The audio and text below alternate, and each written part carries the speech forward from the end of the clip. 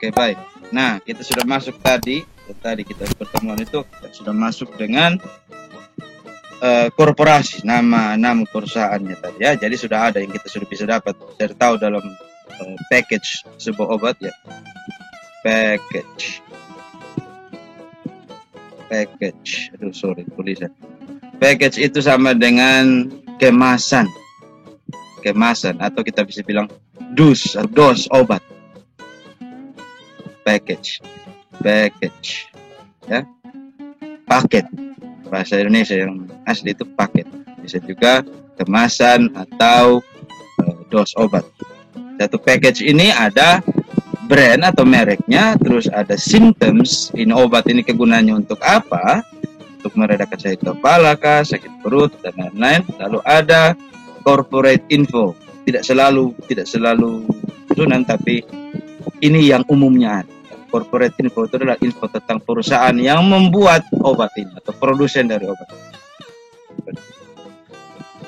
Jadi ada brand, the symptoms, and corporate info. Okay, we jump to the next one. Right.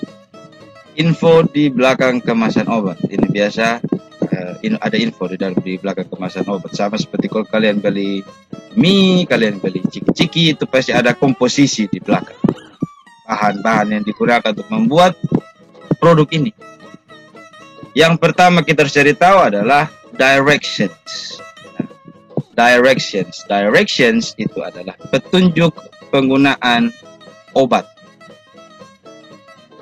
Itu dia, petunjuk penggunaan obat. Directions itu adalah arahan atau petunjuk, kata dasar. Lalu ada dosis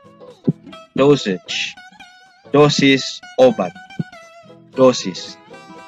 Nah, seberapa banyak obat ini kita harus konsumsi, seberapa takarannya dia, ya, perlu kita perhatikan. Ini dosisnya, dosage itu adalah dosis. Lalu ada warnings itu adalah peringatan. Jadi, warnings, peringatan penggunaan obat. Jadi, waktu kalian pakai obat ini, ya, apa-apa saya diingatkan. Kalau kalian pakai obat ini, tidak boleh makan dulu sebelum konsumsi atau apa. Ada banyak sekali. Lalu ada kata side effects. Ya. Side effects. Efek samping. Side itu samping atau pinggir, effects itu adalah efek. Itu dia punya artian ya. Side effects, efek samping. Jadi setiap konsumsi obat itu karena namanya bahan kimia, ya, chemical. Ini kimia bahasa Inggris. Chemical. So pasti ada efek samping. Yaitu biasa saja macam kalian minum obat paracetamol menyebabkan kantuk biasanya, atau kalau kalian minum obat yang lebih berat dari paracetamol contoh, itu bisa ada yang macam bilang rasa pusing lah, rasa kurang enak badan lah, meskipun dia sudah minum obat. Nah, itu adalah efek samping dari penggunaan obat tersebut, side effects. And then the last one is ada yang disebut dengan active ingredients. Bahan-bahan yang aktif yang mungkin bisa sebabkan efek samping ini. Gitu. Ada bahan-bahan apa saja, bahan-bahan kimia apa saja yang ada di dalam obat. Sangat penting sekali kalian cari tahu, ya. Seperti ini. Kalau kalian mau lihat lebih banyak, silakan lihat package obatnya. Kalian punya papa kah, kalian punya mama kah, kalian punya juga mungkin pasti ada. Active ingredients, bahan-bahan yang dipakai di dalam ini. Oke, yang sementara tulis silakan tulis sudah cepat-cepat, ya. Ya. Sorry, pokoknya beta suara agak sedikit sakit. Ya, directions, kita masuk di directions atau petunjuk tadi. Nah, first one is for whom, untuk siapa. Direction, petunjuk apa yang obat dia pakai begitu, untuk digunakan. Ya, terus yang kedua ada how much, berapa banyak. How much, much itu banyak ya, jumlahnya dia. Berapa banyak obat yang harus dikonsumsi? Berapa banyak obat yang harus dikonsumsi? Dalam kurung di sini Pak Guru tulis 1 to 2 tablets. Minta maaf kalau tulisannya kurang bagus. 1 to 2, 1 sampai 2 tablets. Itu contohnya ya. Atau 1 to 2 teaspoons. Teaspoons. Sendok teh. Ya. 1 sampai 2 sendok teh. Nah, biasanya kalau yang pakai ini untuk obat yang jenisnya sirup begitu. Ya. Atau kalau untuk anak kecil yang mau minum obat kepingan, biasanya dia punya mama atau dia orang tua itu kasih hancur itu obat di sendok lalu dikasih minum gitu. Jadi 1 to 2 teaspoons atau 1 to 2 tablets. Tablets itu ya tablet kepingan obat itu. And then how often? How often? Ingat, often. Seberapa sering? How often? Seberapa sering? Nah, seberapa sering kita mengkonsumsi atau mengonsumsi obat itu? Ya, seberapa sering kita mengonsumsi obat itu? Yang pertama ada daily, sehari-hari kita harus konsumsi obat itu. Atau 3 times a day, ini tanda kali ini disebut dibaca dengan times ya. 3 times a day, 3 kali dalam satu hari. 3 times a day itu sehari. 3 times, 3 kali sehari. And then every hours, setiap 4 jam. Every 4 hours. Lalu kita masuk ke sini ya. When. Jadi when itu adalah kapan ya. Kapan obat ini dikonsumsi? Jadi ada waktunya, tidak tiap saat kita konsumsi obat begitu ya. Tidak macam yang 5 menit 1 kali begitu ya. Itu nama kau cari gila. Kapan obat ini dikonsumsi? Take 1 hour before meals. Take 1 hour before meals. Diminum atau diambil atau dikonsumsi 1 jam sebelum makan siang atau sebelum makan. Ya, sudah punya. Diminum atau dikonsumsi atau diambil 1 jam sebelum makan. Terus ada contoh yang berikut. At the first sign of cold. Ingat, at the first itu pertama ya. Sign, tanda. At the first sign of cold. Jadi saat pertama kali Anda merasakan demam atau dingin gitu kan punya badan. Jadi saat Anda sudah rasa macam Anda sudah rasa badan tidak enak, badan sudah mulai sakit. Nah, itu ada petunjuk dalam itu obat. Jadi kapan harus dikonsumsi. Seperti itu ya, nah ya. Jadi obat itu tidak sembarang kita konsumsi. Tidak sembarang dikonsumsi. Oke, kita masuk ke yang terakhir. How, bagaimana? How, bagaimana ya? How itu bagaimana? Cara konsumsinya. Cara konsumsi obat.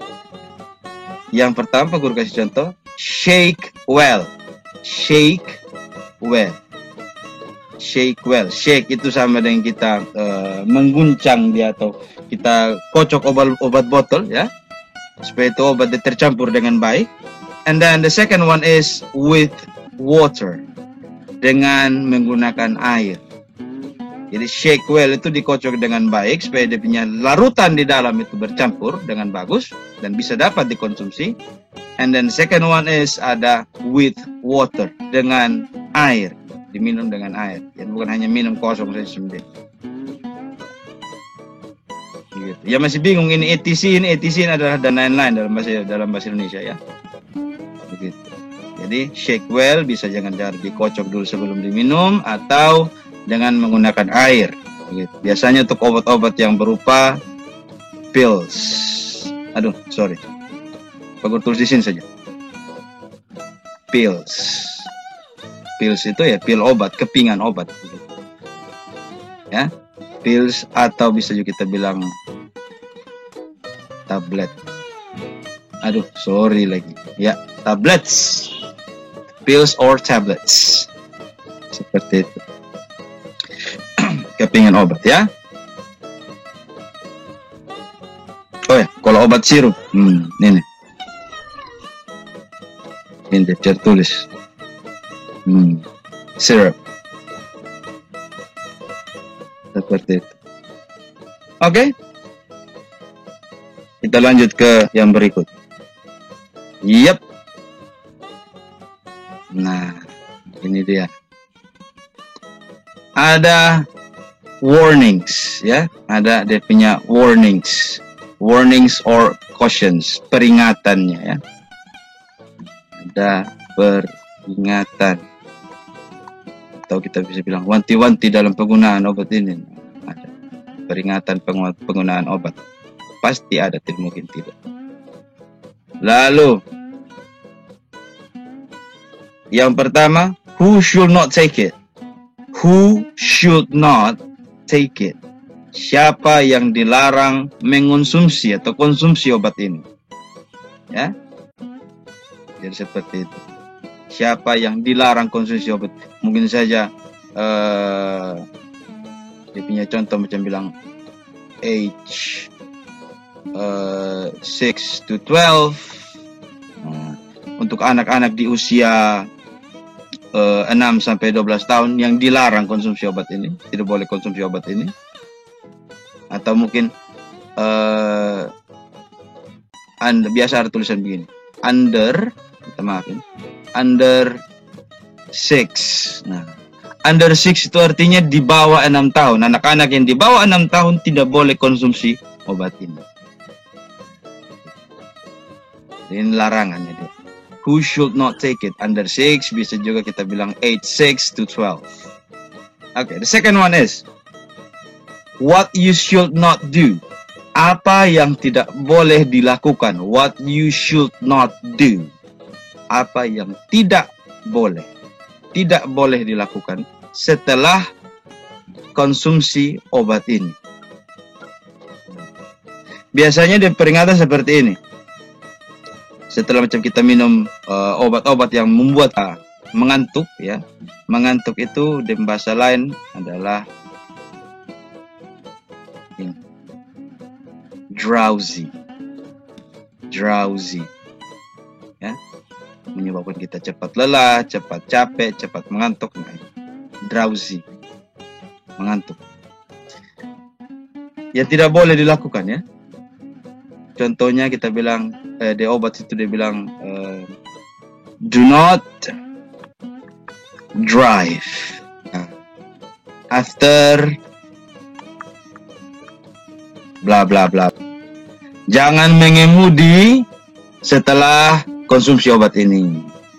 Atau jangan bepergian, atau jangan jalan-jalan dulu, begitu ya maksud ya. Jadi dilarang untuk melakukan aktivitas-aktivitas yang bisa membahayakan setelah konsumsi obat ini. Karena bisa saja Anda mengantuk, atau dalam kurung di sini dalam kotak ini disebut dengan drowsy. Ini bahasa lain. Drowsy itu sama dengan kita bilang feeling sleepy, merasa mengantuk. Aduh, ini tulisan ini aku jengkel dan tulisan feeling sleepy. Seperti itu ya, nah ya. Drowsy atau feeling sleepy. And then the third one is where you should keep it. Where you should keep it. Keep it, disimpan ya. Di mana obat ini harus disimpan. Di mana? Where? Ya, di mana obat ini harus disimpan. Mungkin saja tidak boleh terkena sinar matahari langsung, itu biasanya ada di setiap obat ya, supaya itu obat jangan cepat rusak. Atau bisa disimpan di tempat yang tertutup rapat. Ini dia punya apa? Peraturan bisa ada seperti itu. Where you should keep it. intinya. Oke. Yang masih tulis silakan tulis cepat sebelum Pak Guru lanjutkan ke slide yang lain. Nanti Pak Guru tidak kasih demi contoh seperti yang macam ini nih, karena Pak Guru Pak Guru harap kalian bisa cari tahu sendiri di kemasan obat yang ada di kalian punya rumah. Ya, free side effects, side effects, atau kita bisa bilang dengan efek samping.